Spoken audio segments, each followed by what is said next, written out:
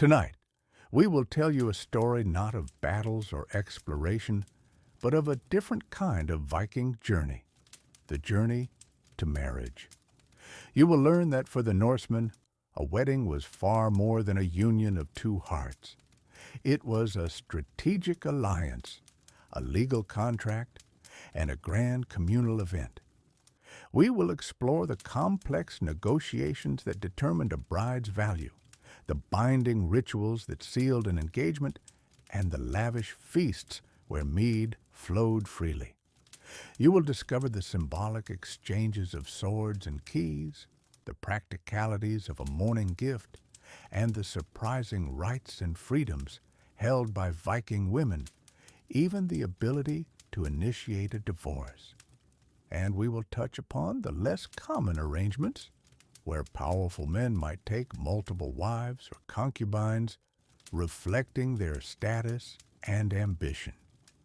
Oh, and if you enjoy these stories of history and ancient traditions, please consider subscribing to the channel and leaving a like. It helps us bring more tales to life for you. All right, find a comfortable spot. Let the day's thoughts drift away and prepare to step into the world of the Vikings, where love was often a matter of logistics and a marriage could forge a kingdom. We begin our journey not with romance, but with the very fabric of Viking society itself, where the bonds of family and lineage were the true anchors of existence. As we journey into the heart of the Viking Age, a period spanning from the late 8th to the mid-11th century, a time marked by exploration, trade, and occasional raids, we must first understand the very foundation upon which their society was built. It was a world where survival was a daily challenge, where the land was harsh and the sea unpredictable. In such an environment, the individual was rarely truly alone. They were always part of a larger unit, the family, the clan, and the community.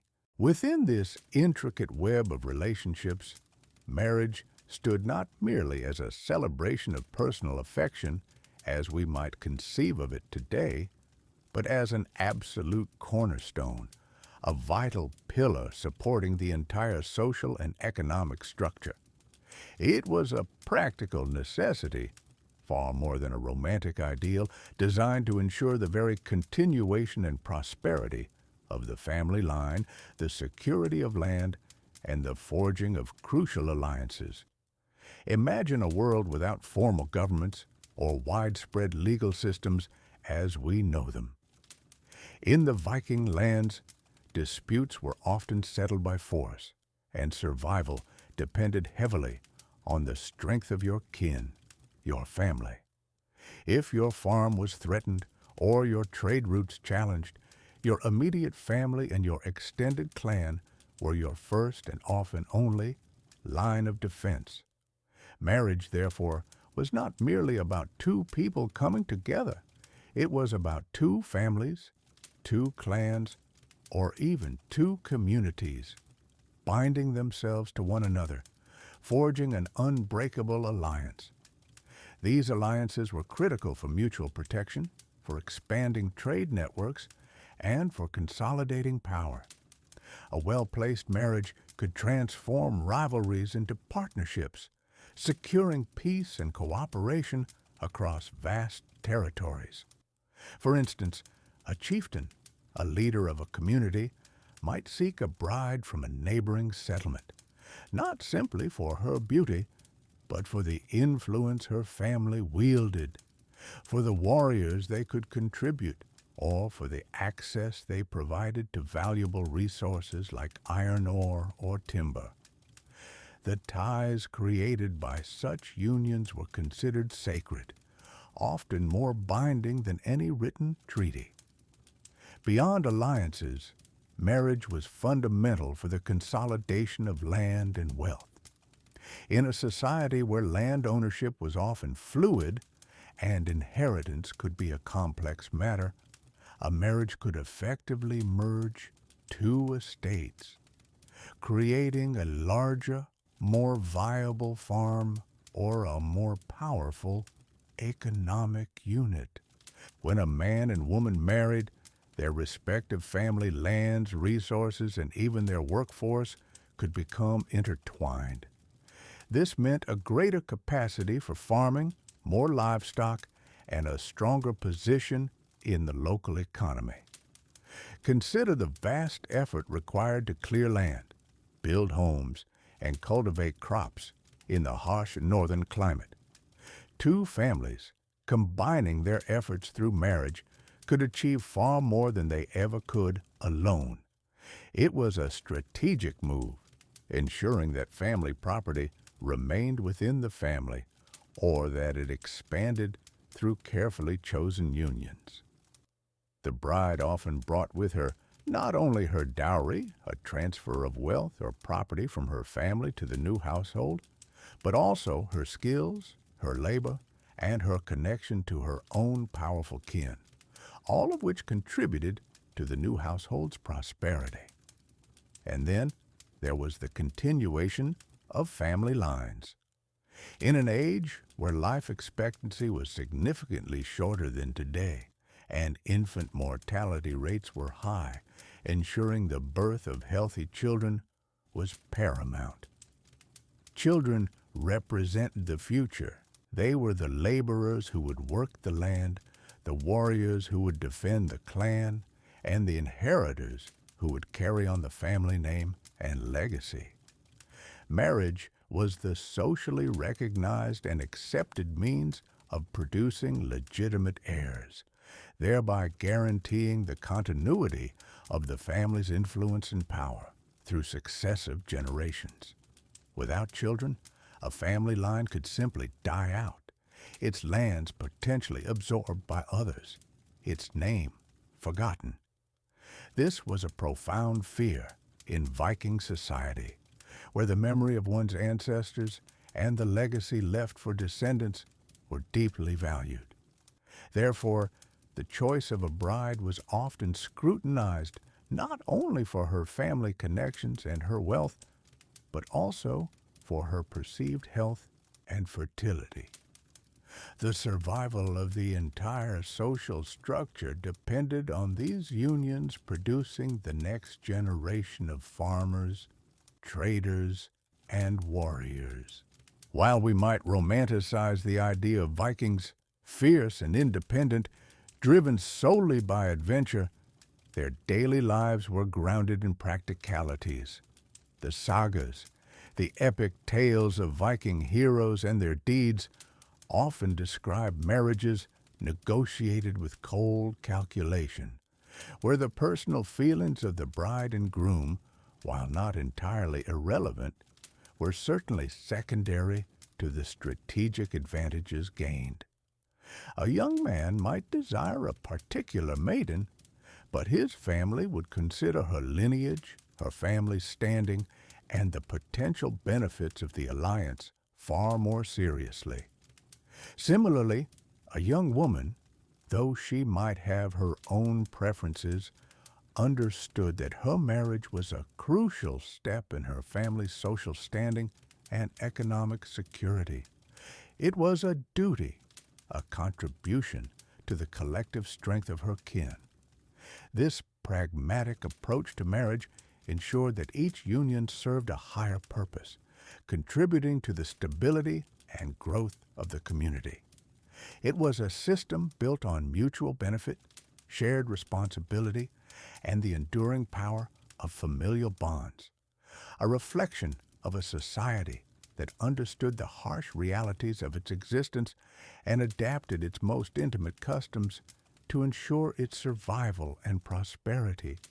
Having understood the foundational importance of marriage in Viking society, you can now appreciate that the process of securing a bride was rarely a matter of simple romance or individual choice.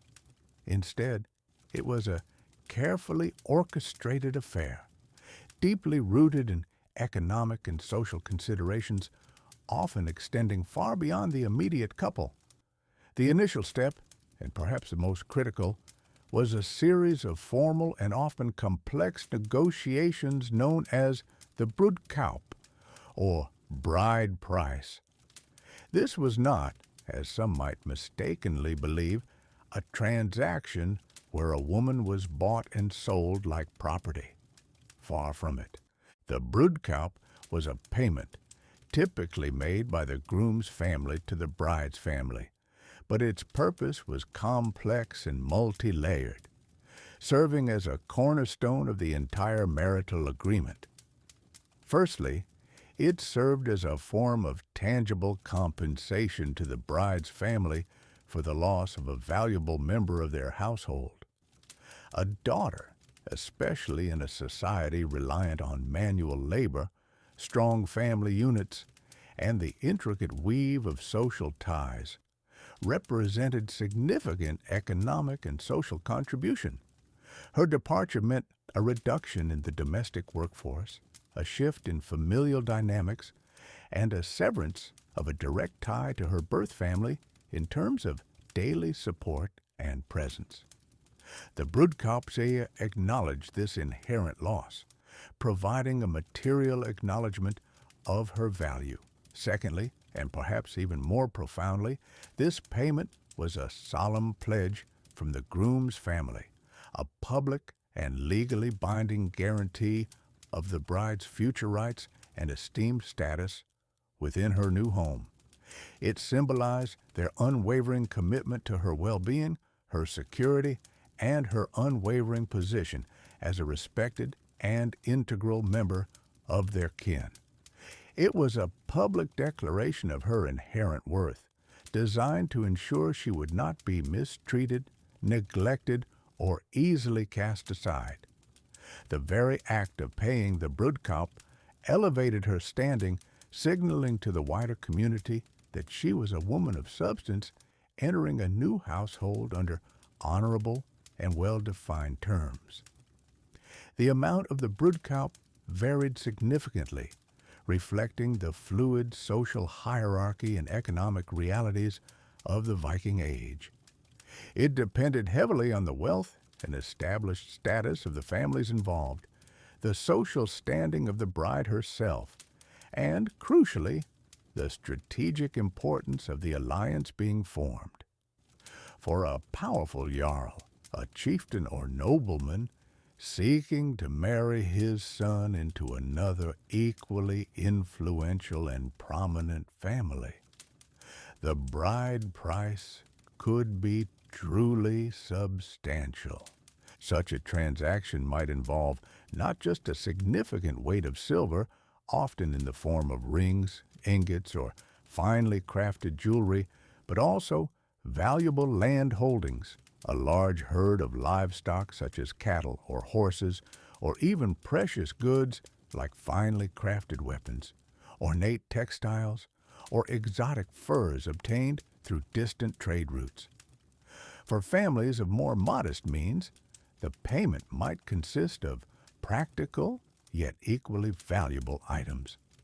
This could include essential tools for farming or craftsmanship, a specific number of cattle that represented a considerable portion of a family's wealth, or specific types of furs, perhaps from hunting expeditions, which held both practical and trade value.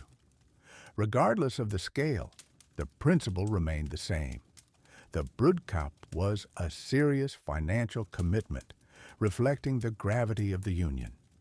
These negotiations were far from simple, casual conversations. They commenced with formal delegations, usually led by the patriarchs, the eldest and most respected male figures of both families. These patriarchs would be accompanied by a select group of trusted advisors, often close kinsmen or experienced community elders, who could act as impartial witnesses, shrewd negotiators, and respected mediators. Imagine the scene within a sturdy longhouse, its timber beams dark with age, perhaps with the faint, comforting scent of wood smoke lingering perpetually in the air, mingling with the earthy aroma of hearth and home. The steady crackle of a central fire, its flames dancing in the gloom, would provide both warmth and the primary source of light. Men, cloaked in heavy hand-woven wool and durable leather, would sit across from each other on carved wooden benches, their faces set in serious, contemplative expressions. Their voices would remain low but firm as they discussed not just the immediate future of two young individuals, but the intricate intertwining of two lineages, two family names, and potentially two spheres of influence. The discussions were meticulous and painstakingly detailed, often stretching over several days, sometimes even weeks, truly requiring immense patience, sharp intellect, and considerable shrewdness from all parties involved. Every single detail was scrutinized with the utmost care, the precise weight and purity of the silver arm rings being offered, the exact number and health of the cattle included in the agreement, the quality and boundaries of any land being exchanged, or the specific rights and responsibilities that would fall upon the newly married couple within their shared household and the wider family structure. It was during these solemn and often tense discussions that the Broodkaup was meticulously agreed upon. But it was also here that another equally crucial element of the marriage agreement was settled: the Hymenfilgia, often translated as the bridal gift or dowry. This was essentially a form of property or wealth provided by the bride's own family to her. Unlike the Broodkaup, which went to her parents or guardians, the Hymenfilgia was her personal property, intended to provide her with a crucial measure of financial independence and security within her new household. It could consist of a wide array of items, essential household goods like cooking utensils or weaving looms, personal jewelry, fine linens, or even a small plot of arable land, a few head of livestock, or specific trade goods.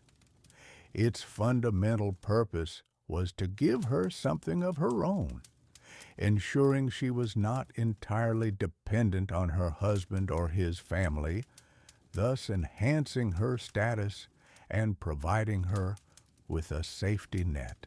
The negotiations, therefore, involved a delicate and complex balance. The groom's family would offer a Broodkaup that not only reflected the bride's status, but also demonstrated their own wealth and their commitment to her well-being. In turn, the bride's family would respond with a Hymenfilgia that likewise demonstrated their own financial standing and their daughter's inherent value. These two financial components were intrinsically intertwined, reflecting the mutual exchange of wealth, status, and social capital that underpinned the entire marriage alliance.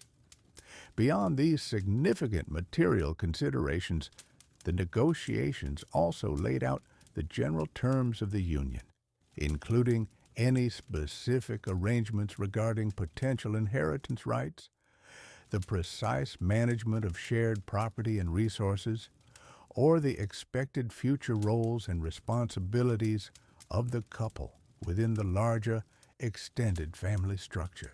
It was a profoundly strategic alliance, often driven more by considerations of power dynamics, political influence, and the vital continuation of strong bloodlines than by the personal inclinations or romantic affections of the individuals directly involved.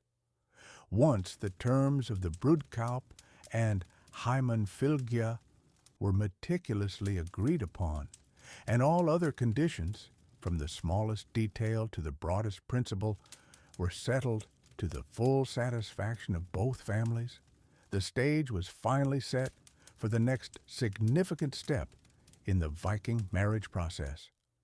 This intricate financial and social agreement was the absolute bedrock upon which the entire union would be built, ensuring stability not just for the immediate couple, but for the wider community and the interlinked families.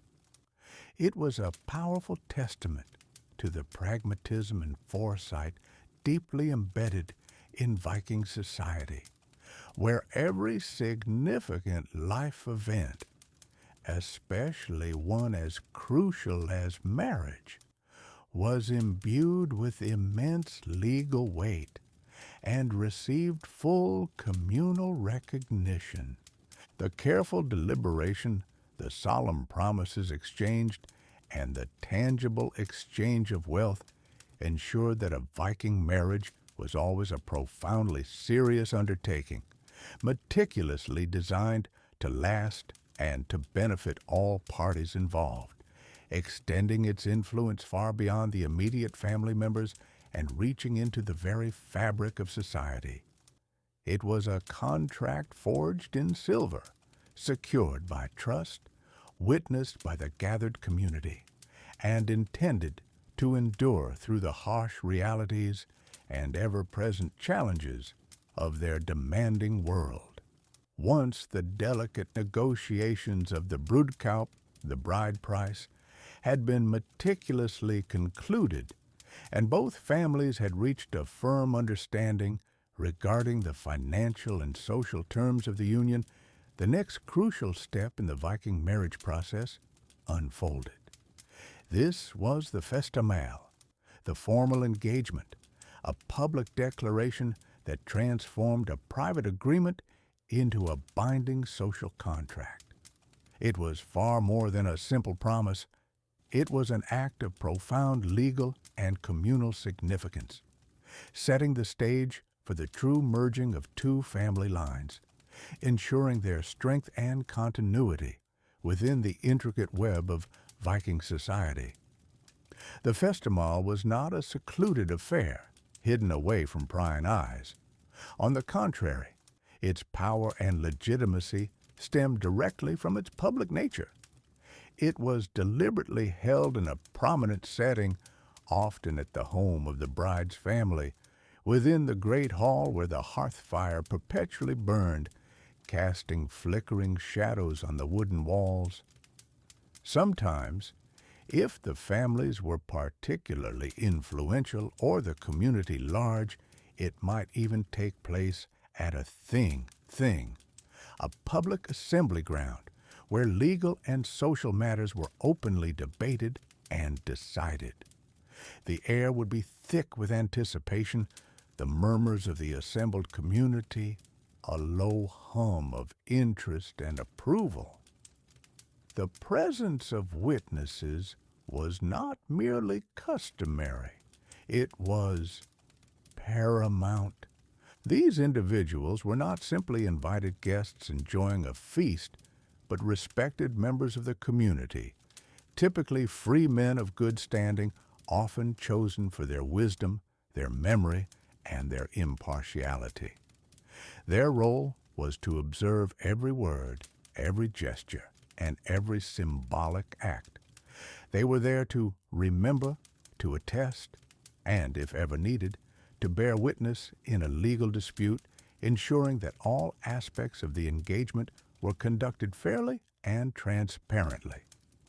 Their collective memory of the event served as a living legal document, an oral record invaluable in a society where written records, while they existed in forms like runes, were not always widely used for such binding contracts. Their presence validated the agreement, lending it the full weight of communal acceptance and legal enforceability. During the festival, the groom, typically accompanied by his father or another senior male relative who acted as his legal representative, would formally meet with the bride's father and her male kinsman. This was a solemn occasion, steeped in formality and tradition, yet infused with the quiet excitement of a new beginning. The terms of the agreement, meticulously hammered out during the Brudekaup, were not just privately understood, they were publicly confirmed, often recited aloud in a clear, authoritative voice. This public repetition ensured that all present, especially the witnesses, understood the precise terms of the transfer of wealth, the bride's dowry, and her future rights within her new household. This transparency left little room for future disputes or misunderstandings. One of the central, most powerful rituals of the festival involved the symbolic exchange of hands, often accompanied by solemn oaths sworn upon sacred objects or in the presence of the gods. The groom and the bride's father, or their designated legal representatives, would clasp hands firmly, their grip strong and resolute. This gesture, known as hand festa, was more than a handshake. It was a physical manifestation of the bond being forged, a tangible sign of unwavering commitment. The warmth of their joined hands, the solidity of the grasp, symbolized the unbreakable nature of the pact. Sometimes a ring would be exchanged during this moment, not necessarily as a token of romantic love in the modern sense, but as a tangible symbol of the formal pledge, a reminder of the solemn agreement. These rings could be simple bands of silver or bronze, or for wealthier families, intricately crafted pieces of gold, perhaps adorned with patterns or symbols. The ring might be worn by the bride as a public sign of her engaged status, or by the groom as a symbol of his commitment to the union and its future obligations. Ale, a cornerstone of Viking social gatherings and an integral part of their cultural fabric, played a significant, almost sacred role in the festival. Large drinking horns, often crafted from polished animal horn with silver or bronze fittings, would be passed around, filled to the brim with potent home-brewed ale. Participants, starting with the most senior members of both families, would drink deep, offering toasts to the health and prosperity of the future couple and to the enduring strength of the alliance being formed between the families. This communal drinking was far more than mere celebration. It was a ritualistic act of sealing the agreement. The shared drink in the presence of witnesses further solidified the pact, weaving it into the very fabric of communal memory.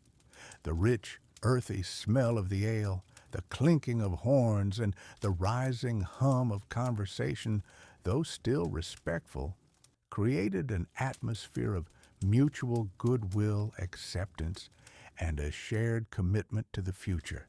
The festival also served as a crucial, albeit often subtle, opportunity for the bride to publicly acknowledge her consent, or at least her willing acceptance of the union. While her father or guardian held the primary legal authority to arrange the marriage, her physical presence at the Festa Armal, her participation in the rituals, and her quiet, dignified demeanor all indicated her acceptance of the path laid out for her. Though direct refusal was rare in a society where family duty often superseded individual desire, the public nature of the ceremony ensured that there was no visible coercion. Her future well-being, her honor, and indeed the honor of her entire family depended on this public acceptance and the smooth transition into her new role.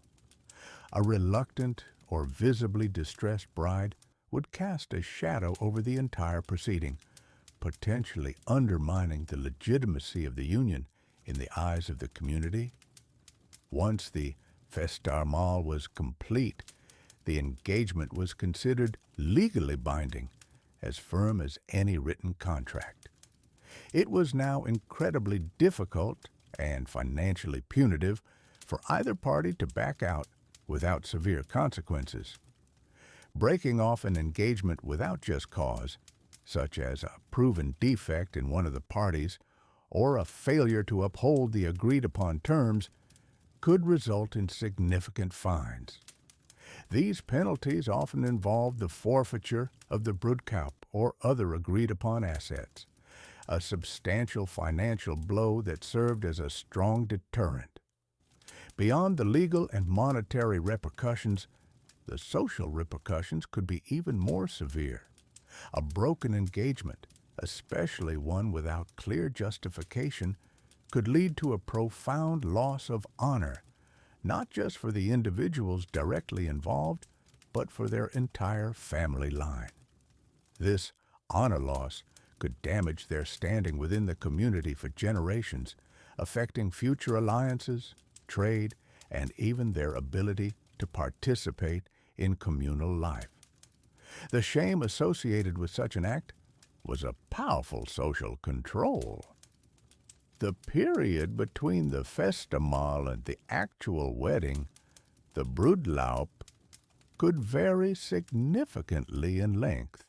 It might be a matter of weeks if the families were eager and preparations were swift, or it could extend for several months, sometimes even a year or more.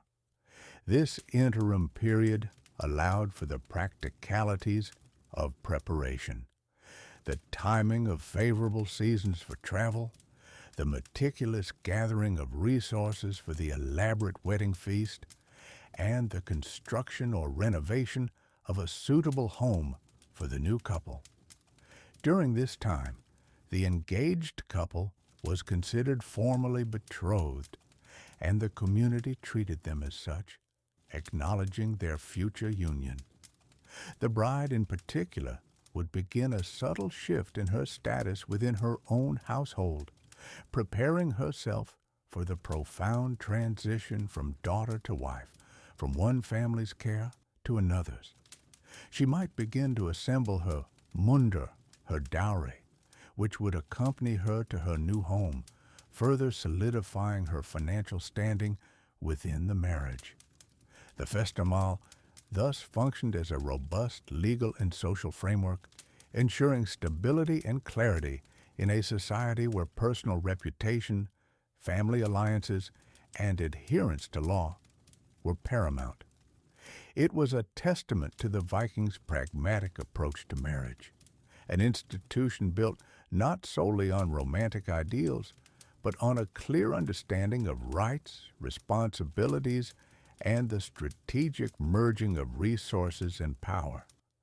It was a public promise, sealed by hand and witnessed by the community, laying a solid foundation for the future of the new household and the perpetuation of the family line. The reverberations of this public declaration would echo through the community, marking a significant milestone for all involved. The engagement, or festarmel, had publicly declared the intent, solidifying the agreement before the community.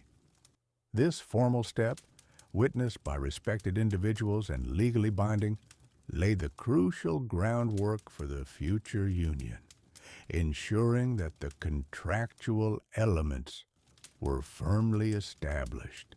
But the true heart of a Viking marriage, the vibrant and often boisterous culmination of all the careful negotiations and promises, was the broedloop, the wedding feast itself. This was no mere casual gathering. It was a grand spectacle, a multi-day celebration that served as the very bedrock of communal life and social cohesion, transcending the immediate families to embrace the wider network of kin and allies. It was an event prepared with immense care, often spanning several days, sometimes even extending for a full week, depending on the wealth, influence, and social standing of the families involved. The duration and lavishness of the broedloop were direct and unmistakable indicators of the family's prosperity and their social prestige within the local community and wider region, a visible statement of their power and resources. Imagine the immense bustling activity leading up to such an occasion. Weeks, sometimes even months in advance, meticulous preparations would begin. Animals, perhaps several prime head of cattle, numerous pigs, sheep, and goats, along with various types of poultry, would be selected and fattened specifically for the feast. Their meat would be meticulously prepared for roasting over large open fires, perhaps even in specially constructed outdoor pits, a method that allowed for slow, even cooking of vast quantities to feed hundreds. Fish, both fresh from nearby rivers or the sea and expertly preserved through drying, salting, or smoking, would be brought in abundance, ensuring variety in the fare. Barrels upon barrels of strong dark ale, brewed from barley, and rich golden mead, the fermented honey wine often considered a drink of the gods, would be prepared in advance, ensuring a constant, generous flow of drink for every guest, from the most esteemed chieftain down to the humblest farmer or freedman present. The air around the steading or farmstead would have been thick with the enticing aroma of roasting meats and bubbling stews, combined with the sweet, yeasty scent of brewing ale, signaling the impending festivities long before the first guests arrived.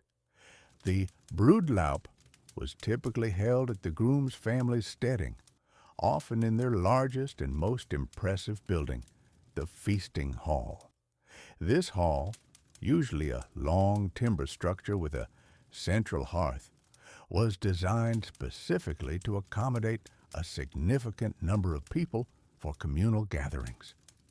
This was where the families of the bride and groom, along with their extended kin, distant allies, and numerous friends, would gather, often traveling considerable distances to attend.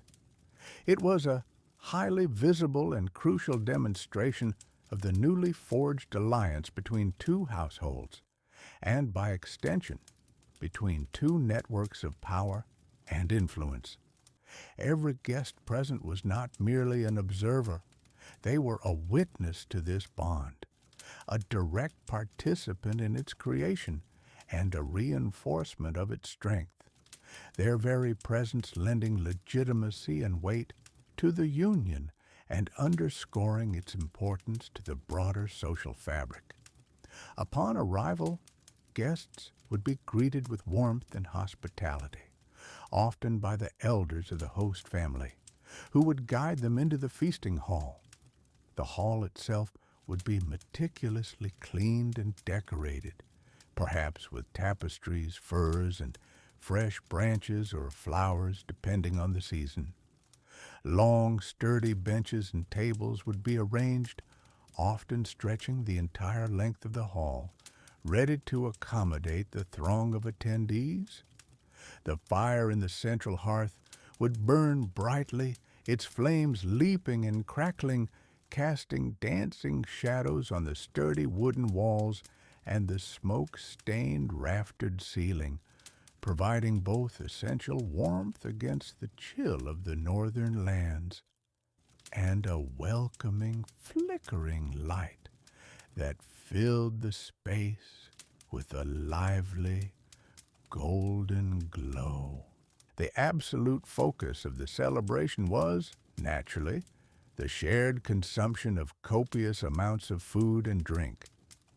Drinking horns, often elaborately carved with intricate patterns of knotwork or mythological beasts and sometimes rimmed with precious metals like silver or bronze, would be continuously passed around from hand to hand. These horns, filled with potent ale or rich mead, were not just vessels for drink. They were powerful symbols of communal sharing, fellowship, and shared prosperity. Toasts would be made throughout the days and nights of the feast, honoring the newly wedded couple, their respective families, and the ancient gods. Particular reverence would be shown to deities associated with fertility and prosperity, such as Freya, the god of peace, fertility, and good harvest, and Freya, the goddess of love, beauty, fertility, and war, whose blessings were sought for the new union. These toasts were not simply expressions of goodwill. They were solemn vows, binding the community together in shared purpose, promising good fortune and success to the new household and its future generations. The food served was hearty, substantial, and incredibly abundant, reflecting the agricultural wealth and hunting prowess of the families involved. Roasted joints of meat, sometimes entire roasted animals like a whole boar or a large deer, would be carved with large knives by skilled servers and distributed generously to all present. Alongside these main meat dishes, there would be an array of fresh and preserved fish, various types of flatbreads and leavened bread, a selection of hard and soft cheeses, and often seasonal root vegetables, wild berries, or gathered nuts, if the time of year allowed for such additions. The sheer quantity and variety of food and drink served were a powerful testament to the host family's generosity and their ability to provide lavishly for their guests, further enhancing their standing and reputation within the community. The feasting was a continuous, joyous affair, often lasting from morning until late into the night, with guests moving freely, conversing, and sharing stories. Beyond the eating and drinking, the Broodlaup was a vibrant hub of various forms of entertainment, contributing to the festive atmosphere and reinforcing cultural traditions. Skalds, the highly respected professional poets and storytellers, would be present, ready to recite epic sagas of ancestral heroes, tales of daring voyages across the seas, and intricate poems that honored the lineages of the families or praised the virtues and beauty of the newly wedded couple. Their verses, often accompanied by the resonant strumming of a lyre or a simple harp, captivated the audience, connecting them to their shared history, mythology, and cultural identity.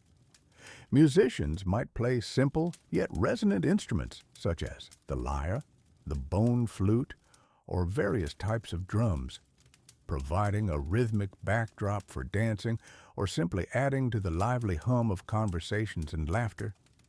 Games of skill and strength, perhaps wrestling matches, contests of riddles, or displays of martial prowess like mock duels, might also take place outside the hall or in designated areas, adding to the competitive and festive atmosphere, allowing the younger men to display their prowess.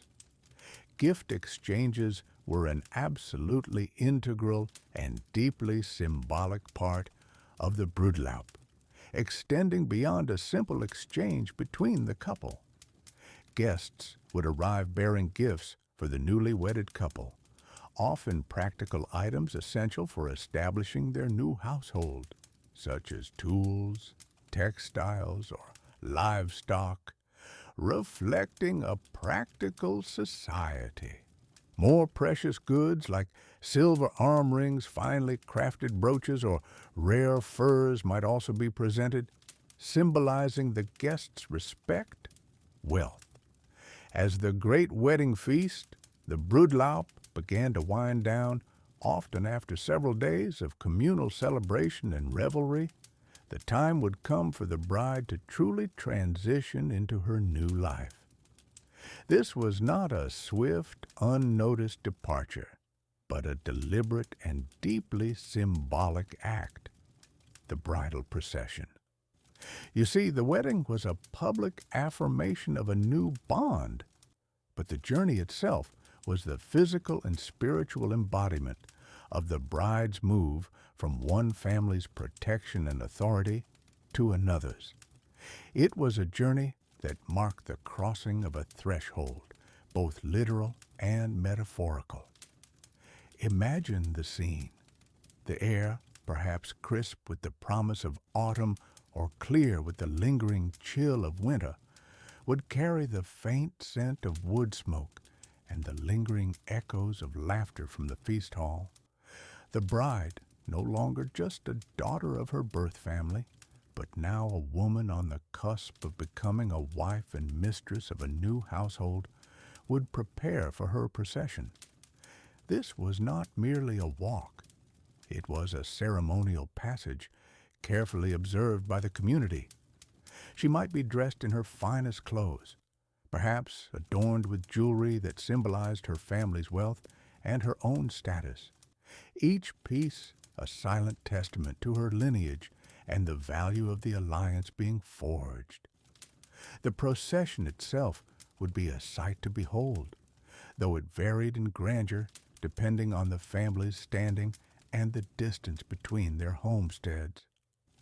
The bride would be accompanied by her new husband, of course, but also by members of both families, close friends, and important guests from the broodlap. This retinue served as witnesses, as protectors, and as a public demonstration of the unified strength of the newly joined families. You might hear the quiet murmur of conversations, the soft crunch of footsteps on the earth, and perhaps the distant lowing of cattle or the bleating of sheep, sounds that grounded the sacred ritual in the everyday reality of Viking life. One of the most profound symbolic actions during this journey, particularly upon reaching the vicinity of the groom's homestead or upon entering his hall, involved the sharing of ale. This was not just a casual drink, it was a ritual libation. A special ale, often brewed for the occasion, would be offered to the bride. She would drink from it, and then it would be passed around, perhaps to her new husband, to his family members, and to the key witnesses. This act of shared consumption was immensely significant. It symbolized the joining of fates, the blending of two lineages, and the bride's formal acceptance into her new household and family. It was a moment of deep communion, sealing bonds not just between the couple, but between their respective kin.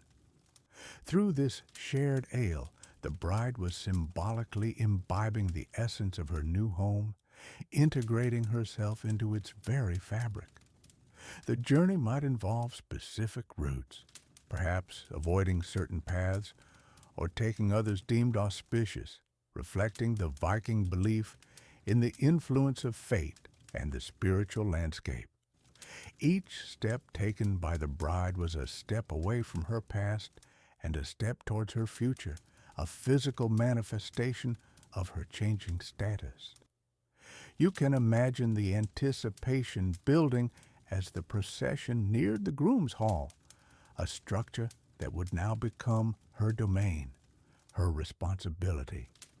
Upon finally reaching the groom's homestead, the procession would be met with further welcoming rituals.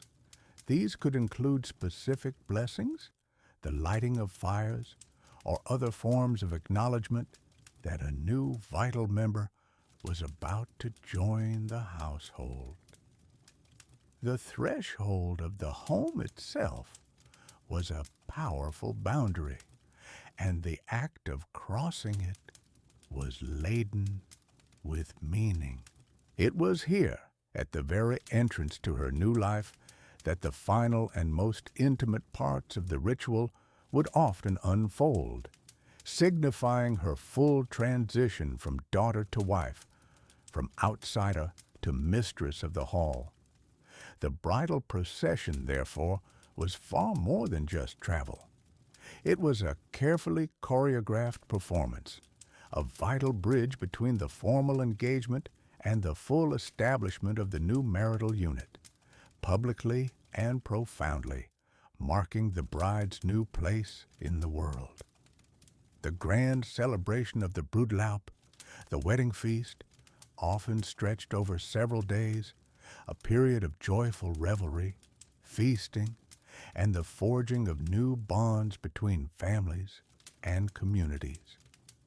But beneath the merriment, the true purpose of the union remained clear: the creation of a strong, prosperous new household. As the feasting began to wind down, often after the main meal, the focus would shift to the solemn, symbolic exchanges that cemented the couple's new roles and responsibilities. These were not mere gestures. They were profound declarations of partnership and shared authority within the newly formed family unit.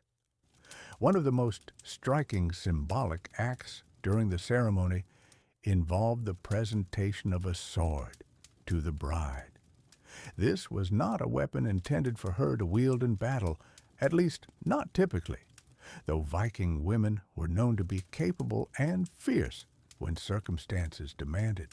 Instead, this sword was a powerful emblem of shared protection, of the family's honor, and of the bride's connection to her own lineage's strength and martial prowess. It signified that she was now an integral part of the family's defense, that their collective honor was now her honor. In a society where strength, courage, and the ability to defend one's home and kin were paramount virtues, receiving a sword was a profound statement.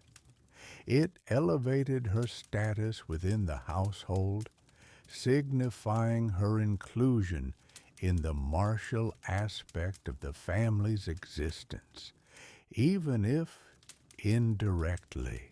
It was a tangible representation of the shared duty to protect their hearth and home, a silent promise that they would face the world's challenges as a unified force. The glint of steel in the firelight would have served as a stark reminder of the serious nature of the bonds being formed. Following this, the bride would receive a set of keys.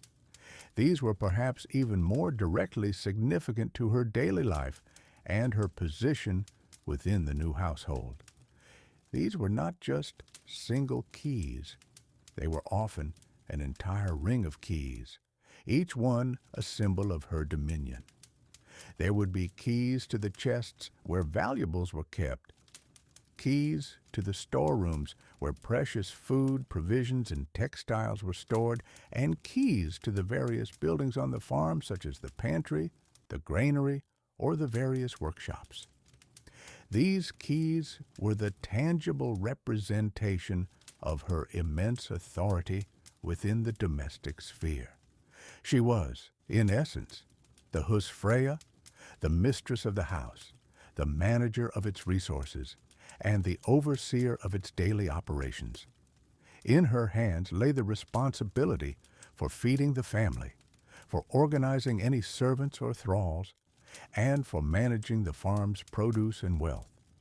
When her husband was away on long voyages, whether raiding, trading, or exploring distant lands, it was she who ran everything. She made critical decisions regarding the farm's output, the distribution of resources, and the well-being of everyone living under her roof. Her judgment and foresight were crucial for the family's survival and prosperity, especially during the harsh northern winters. This exchange of keys underscored the complementary roles of husband and wife within Viking society. He was the protector of the household from external threats, venturing out into the wider world to secure resources and defend their interests. She, in turn, managed its internal workings, ensuring its very existence, its comfort, and its continuity. Together, they formed a unified whole, each with their own distinct but equally vital sphere of influence. This was not merely a romantic union. Though affection certainly played a part, it was a practical partnership, built on mutual respect for their respective duties and a shared governance of their new life. The soft jingle of those keys, worn on a belt or chatelaine, would have been a constant, subtle reminder of her power, her responsibilities, and her indispensable role in the thriving of the Viking household. These symbols were not just for the wedding day. They were markers of a lifelong commitment to a joint venture, a partnership that was the bedrock of Viking society. With these exchanges, the couple was now formally recognized as the joint masters of their destiny, ready to embark on the next phase of their shared life. The community witnessed these acts, understanding their deep significance, recognizing the new powerful unit that had just been formed. The stage was now set for the final private acts that would legally seal this formidable union. The journey from separate individuals to a cohesive, functioning household was almost complete, moving from the public spectacle of the feast and the symbolic exchanges to the intimate, binding moments that followed. The grand celebration of the Brudlaup, the wedding feast, often stretched over several days, a period of joyful revelry, feasting, and the forging of new bonds between families and communities. But beneath the merriment, the true purpose of the union remained clear: the creation of a strong, prosperous new household.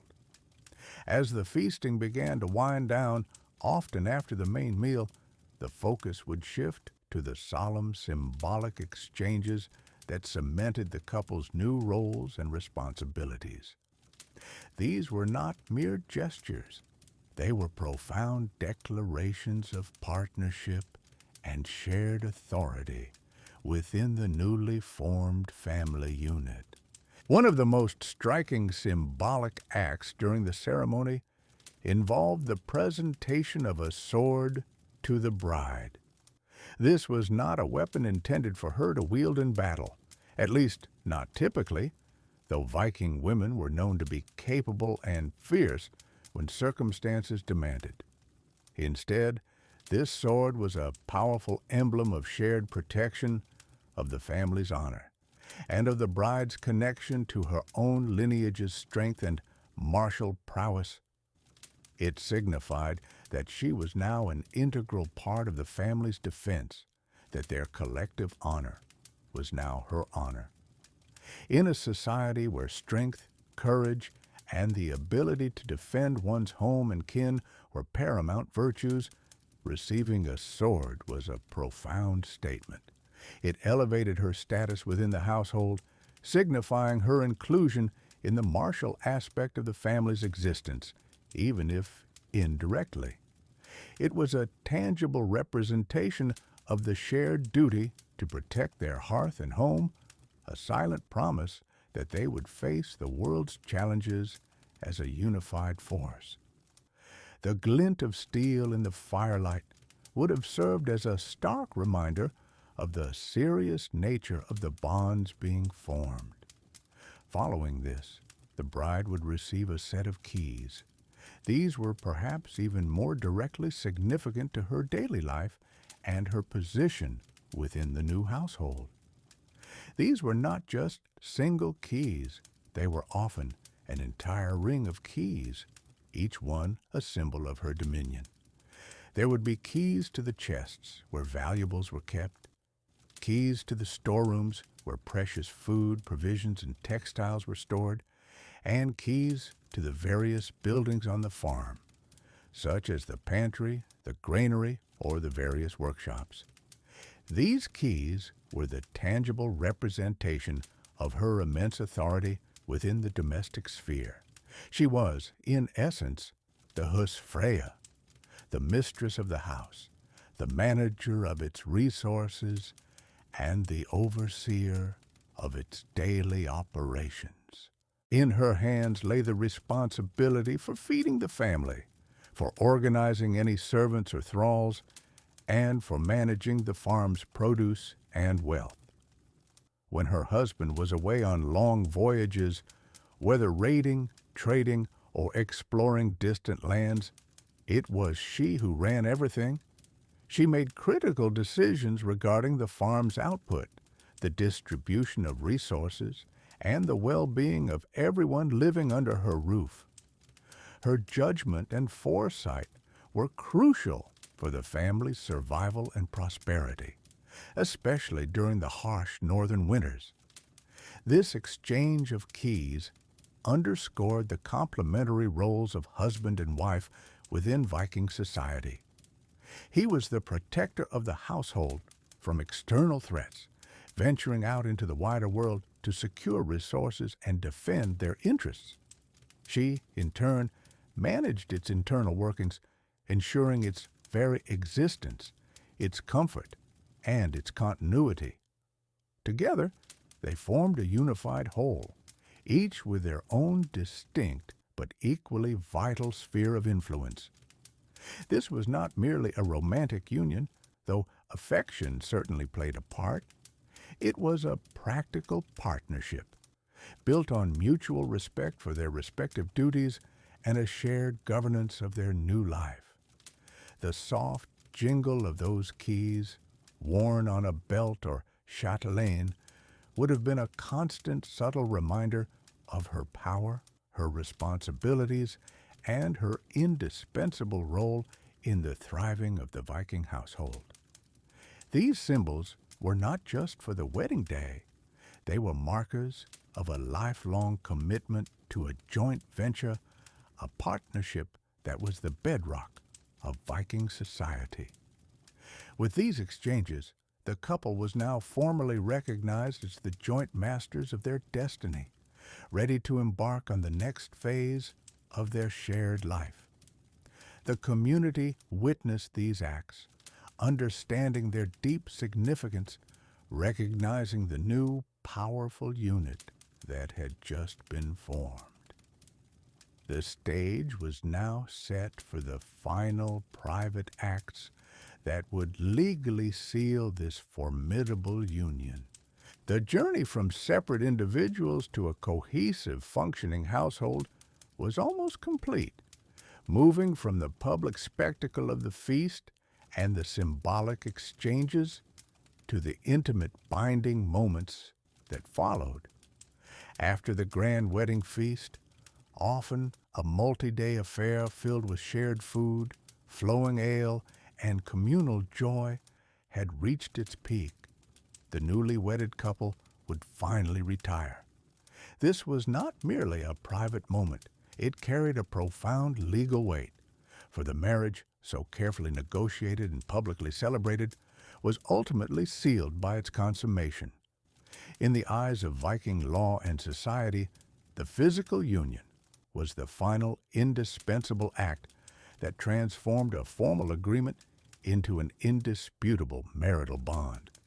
It was the tangible culmination of the shared vows and the symbolic exchanges of sword and keys, signifying the complete joining of two individuals and, by extension, two families into a new single unit. This act solidified their union, making it fully recognized and legally binding within the community. It was the moment when the husband and wife truly became one, not just emotionally, but pragmatically, confirming the deep pact that had been so meticulously constructed for alliance, land, and the continuation of lineage, ensuring the continuity and strength of both families. The very next morning, as the first rays of dawn touched the longhouse, bringing with them the lingering scent of wood smoke and roasted meat from the previous night's festivities, a crucial and deeply symbolic ritual would then quietly take place, the giving of the Morgengifu, or the morning gift. This was a distinct and vital part of the Viking marriage contract, a custom that uniquely empowered the bride. The groom, now husband, would present his new bride with a gift, often in the presence of family members or close witnesses, making its existence known and acknowledged within the household. This was not a part of the Brutkauf, the bride price that had gone to her family during the initial negotiations, nor was it a gift from her own family as part of her dowry, which typically contributed to the joint household property. The Morgengifu stood entirely apart. It was solely and irrevocably the wife's personal property, designed with a clear and essential purpose: to provide her with an independent and secure source of wealth throughout her life. Imagine the atmosphere of that morning, the quiet hum of a new day beginning, perhaps the distant sound of livestock, and then this solemn presentation. The nature and value of the Morgengifu could vary significantly, directly proportional to the wealth and status of the groom and his family. For a powerful jarl or chieftain, it might be a substantial tract of fertile arable land, perhaps a small farm complete with its own buildings and livestock, or a significant share in a thriving trading venture. Such a gift would not only provide income, but also grant the wife a degree of social standing and influence within the community. For a less affluent farmer, it could be a collection of precious silver arm rings, a finely crafted piece of jewelry, a specific number of valuable cows or sheep, or even a share of fishing rights or a portion of a boat. Regardless of its specific form, the gift was chosen with care and presented with a sense of gravity, reflecting the husband's commitment to his wife's well-being and acknowledging her esteemed position within his household. It was a public declaration of her worth, a tangible sign of her importance in this new union, and a testament to the honor and commitment of her husband. This gift was not merely symbolic, it was a powerful legal instrument deeply embedded in Viking customary law. From the moment it was given, the Morgengifu belonged exclusively to the wife. She had full and undisputed rights to manage it, to use its proceeds as she saw fit, and crucially, to retain it under any circumstances, entirely independent of her husband's family or even her own. This level of financial autonomy was quite remarkable for the period. If her husband were to die prematurely, leaving her a widow, the Morgengifu provided her with an immediate and secure means of support, ensuring she would not be left destitute or dependent solely on the goodwill and charity of her late husband's family. It gave her the means to maintain her independence, perhaps even to remarry on her own terms, or to support herself and her children without having to rely on external benefactors. Similarly, if the marriage were to end in divorce, a relatively common practice in Viking society, the Morgengifu remained her undisputed property, providing a critical financial safety net and enabling her to rebuild her life without facing economic hardship. This practice reveals a remarkable aspect of Viking society: the strong emphasis on protecting the rights and economic autonomy of women within the marital framework. While often portrayed as a society dominated by fierce warriors and longships, the legal framework around marriage demonstrates a pragmatic foresight and a deep respect for a woman's individual standing and contribution. The Morgengifu was more than just a generous gesture. It was a fundamental pillar of marital security, a testament to the fact that a woman's value extended far beyond her role in household management or childbearing. It was an investment in her future, a recognition of her potential contributions to the household and lineage, and a safeguard against the uncertainties of life in a challenging world. It reinforced her authority within the household, complementing the keys she had received earlier, and ensured that she would always possess a foundation of personal wealth, a quiet, enduring testament to her acknowledged worth within the very fabric of Viking marital traditions.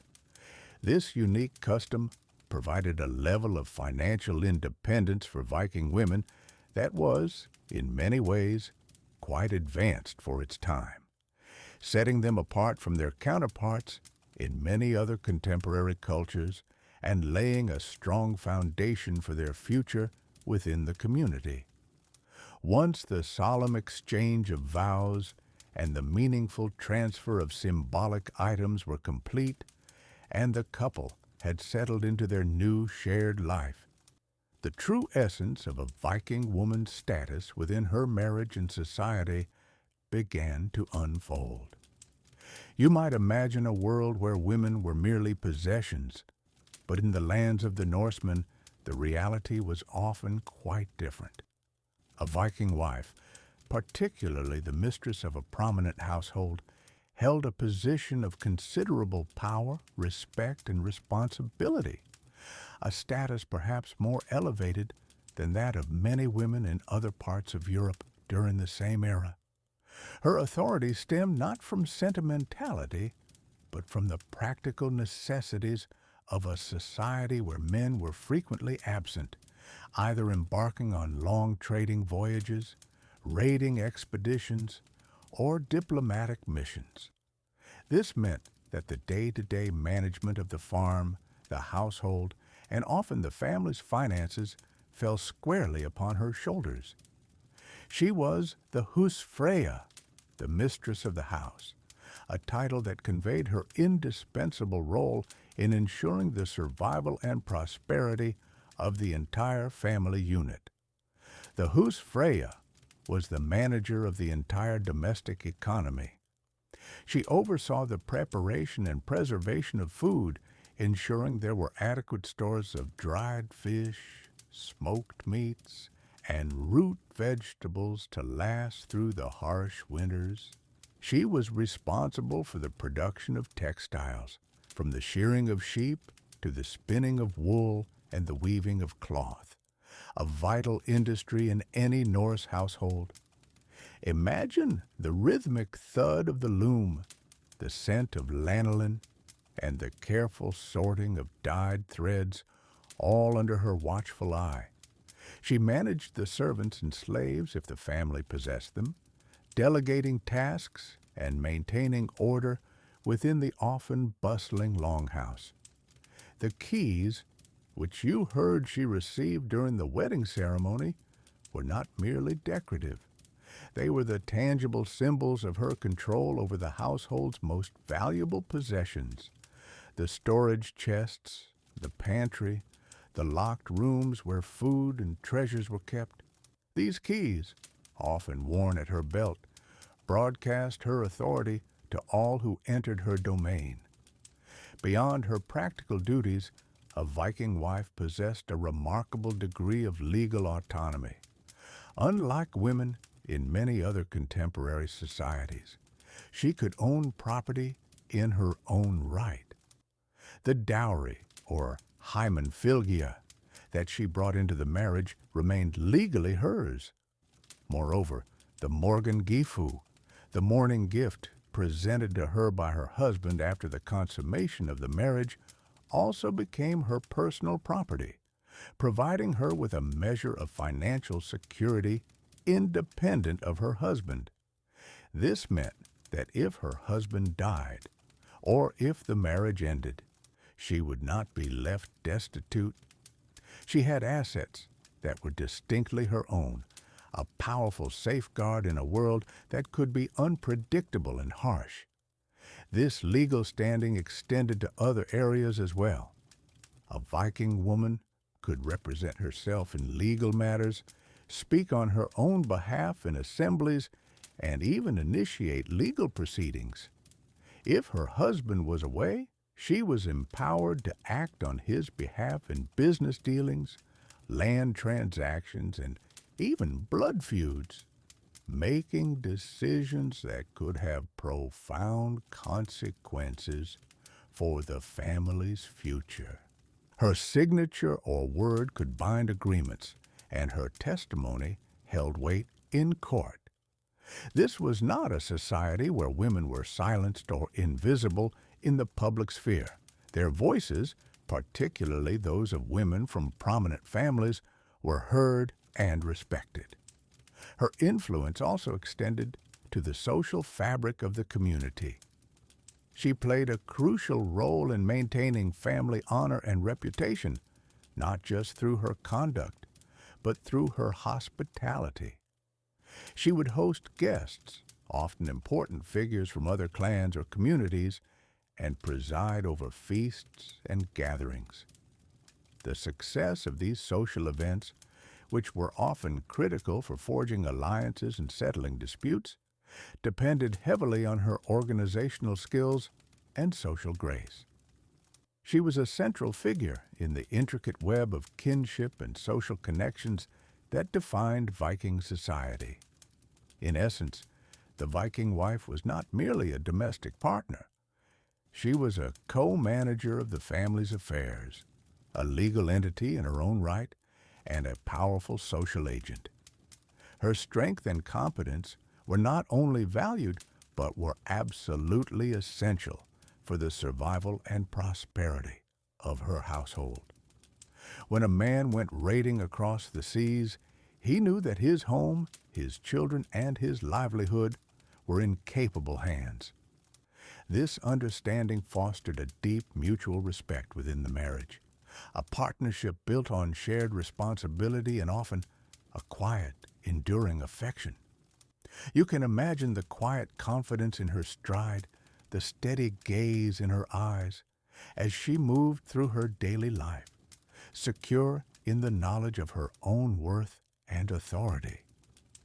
This unique position, granting her rights and responsibilities that were progressive for her time, established a foundation for her role not just within the home, but as an integral and visible member of the wider Viking community.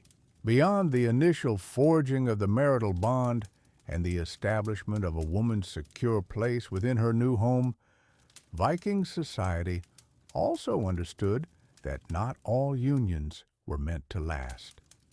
Unlike many other cultures of their time, where marriage was often an unbreakable sacrament or a lifelong burden, the Norse embraced a remarkably pragmatic view of divorce. Instead of being a hidden shame, divorce was a recognized and relatively straightforward legal process, accessible to both men and women.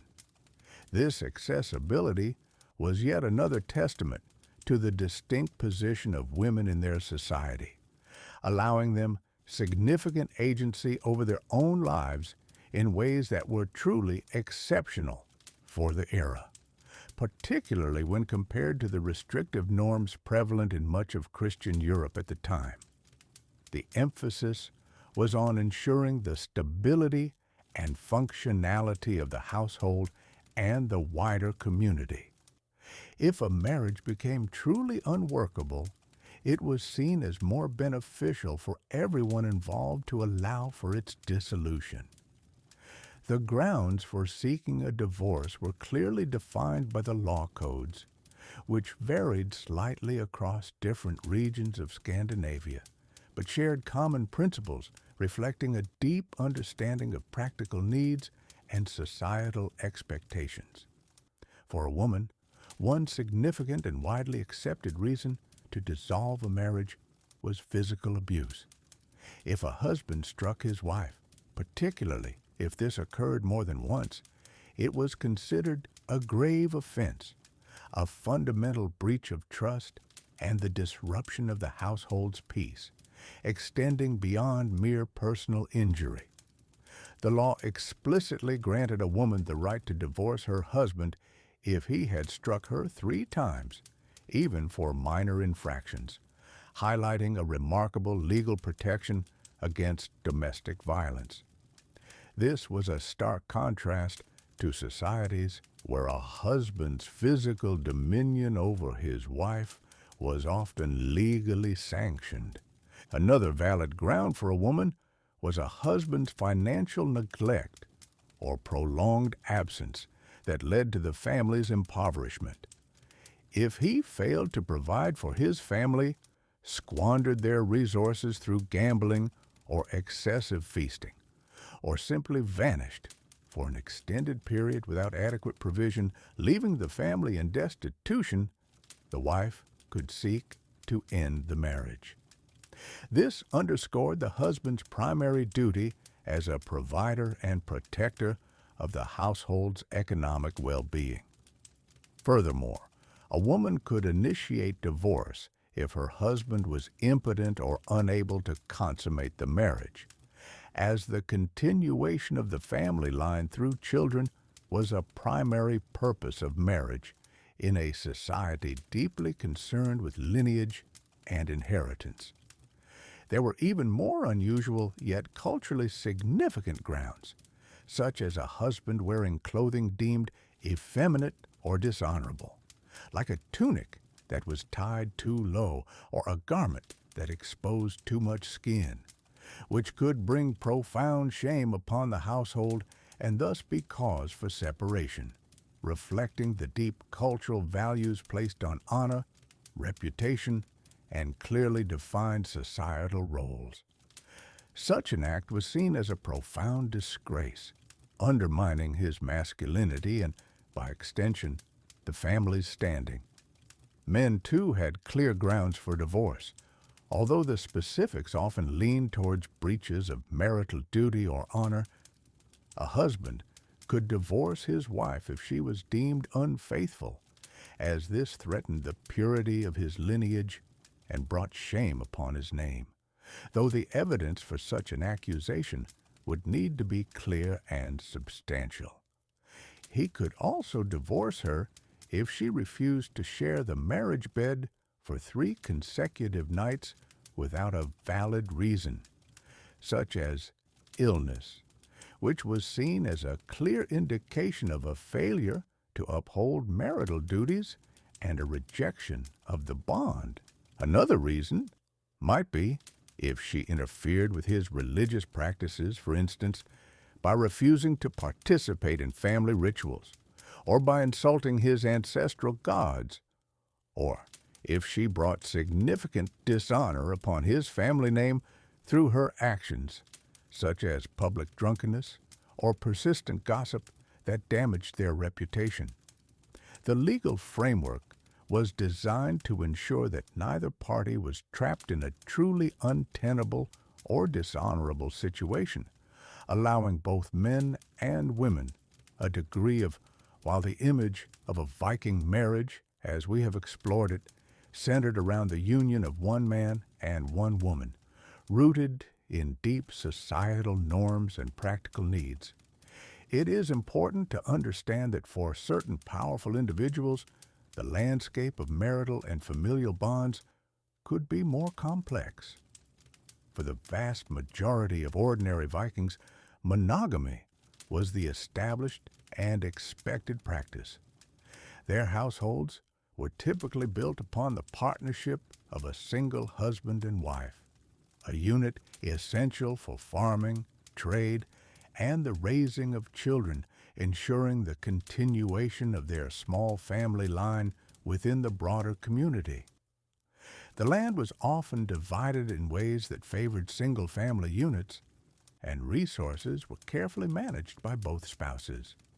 But as one ascended the social and economic ladder, particularly into the realm of chieftaincy or kingship, the rules, or rather, the practicalities, began to shift. For a chieftain, a powerful jarl, or an aspiring king, marriage was not merely a personal alliance. It was a strategic tool, a means to consolidate power, expand influence, and secure loyalties across vast and often volatile territories. In this elevated sphere, the concept of polygyny, or having multiple wives, could emerge. This was not a widespread practice, certainly not for the common farmer or craftsman, but it was an option available to those with immense wealth and, crucially, sufficient political clout to maintain such arrangements. Each additional wife, especially if she came from a prominent family, represented a new bond, a formalized alliance with another powerful kindred or clan. Imagine a chieftain seeking to extend his reach across a region who might marry the daughter of a neighboring chief in one valley and then the daughter of a wealthy landowner in another, effectively weaving a complex web of kinship obligations and mutual support. These were not unions born of romantic affection, but of calculated political advantage designed to strengthen the chieftain's position, secure trade routes, or provide military backing when needed. The acquisition of each wife involved a significant outlay. The Bruidkoop, or bride price, which we discussed earlier, this payment, often substantial, served not only as a transfer of wealth, but also as a public declaration of the groom's ability to provide for multiple households and his status within society. Therefore, the very act of taking multiple wives was a powerful display of wealth and authority. It signaled to rivals and allies alike that this man commanded considerable resources and influence. Furthermore, in an era of high infant mortality and constant warfare, the continuation of the family line, particularly through male heirs, was paramount. A chieftain's power was often tied directly to his bloodline, and the more sons he had, the more secure his legacy and the future of his domain. Having multiple wives significantly increased the chances of producing numerous male heirs, ensuring that his power and lands would pass down through his own lineage rather than being contested or absorbed by other families. Each son born from such unions, even if not the eldest, represented a potential future leader or a strategic link to another powerful family through marriage. Within such a household, the first and primary wife, often referred to as the Husfreya, or mistress of the house, held a distinct and elevated position. She was the one who had been brought into the marriage with the most formal ceremony, the largest Bruidkoop, and often the highest social standing from her own family. Her authority within the household was immense. She managed the domestic affairs, oversaw the household staff and thralls, and held the symbolic keys to the storerooms and chests, signifying her control over the household's material wealth. Any subsequent wives, while still legally recognized as spouses, might hold a slightly lesser status within the household hierarchy, though their position was still far above that of a concubine. These secondary wives might be brought in for specific political reasons or simply to further expand the chieftain's family and influence. The primary wife's consent, or at least her tacit acceptance, was often crucial for the harmonious functioning of such a complex household, and her ability to manage these dynamics spoke volumes about her own strength and capability. Beyond formal marriages, even polygynous ones, there existed the practice of concubinage. A concubine, known as a frilla, was a woman who lived with a man as his partner, often bearing his children, but without the full legal and social recognition of a formal wife. These women often came from lower social strata, They might be thralls or slaves, captured during raids or purchased in markets, or they might be free women who, due to poverty or lack of family support, entered into such arrangements for security or sustenance. Unlike a formal wife, a concubine had no broodkaup paid for her, no public engagement ceremony, and her position was far more precarious. She could be dismissed by the man at any time, often without legal recourse or financial compensation beyond what the man chose to offer. Her legal rights were minimal compared to those of a wife, and her social standing was significantly lower. However, children born to a frilla were generally acknowledged by their father. The father's recognition of the child was crucial, and if acknowledged, these children were considered part of the family, albeit often with a lower status than legitimate children born to a formal wife. While they might not be primary heirs to land or titles, especially if legitimate sons existed, they were not entirely without rights. In some cases, if a chieftain had no legitimate male heirs, a son born to a frilla might be raised to a higher status and even designated as an heir, demonstrating the pragmatic approach to lineage in Viking society. The husfreyja, the primary wife, held authority over the concubines within the household, and it was her responsibility to ensure order and manage the various relationships, a task that undoubtedly required immense skill and diplomacy. The chieftain's hall, therefore, could be a bustling, complex place filled with not only the primary family, but also secondary wives, concubines, their children, numerous thralls, and retainers, all operating within a carefully defined, though often unspoken, social hierarchy.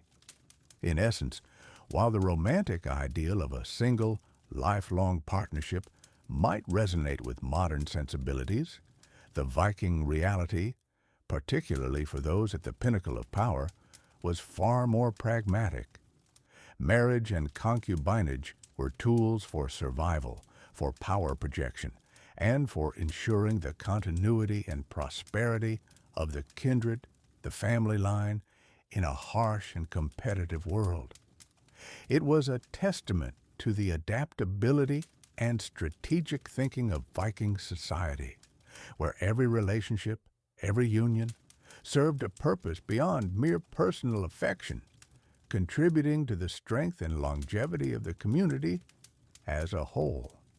And with that understanding, our journey through the fascinating world of Viking marriages comes to a close, leaving you now in quiet contemplation of these ancient ways.